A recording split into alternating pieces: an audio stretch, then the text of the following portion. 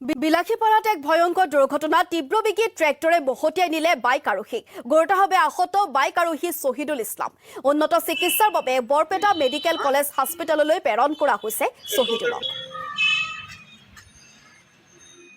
আজি পুৱাৰ ভাগত অনুমান 10:30 মান বজাত এই পুৰণি বজাৰ কালী মন্দিৰৰ সন্মুখত ইফালৰ পৰা বাইক এটা আহি আছিল ইফালৰ পৰা ট্ৰেক্টৰ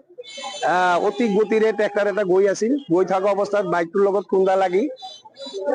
বাইকৱালা পৰি গৈছে তাৰ নাম শহীদুল ইছলাম বুলি জানিছো তেখেতৰ ঘৰ হাগমা তেখেতে ট্ৰেক্টৰৰ তলত পৰি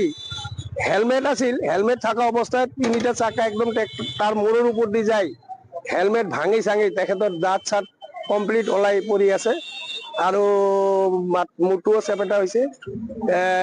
ইতিমধ্যে তাৰ পৰা লৈ আহি পেলাই বিলাসীপাৰা অসামৰিক চিকিৎসালয়ত যদি লৈ আহিছিল যদিও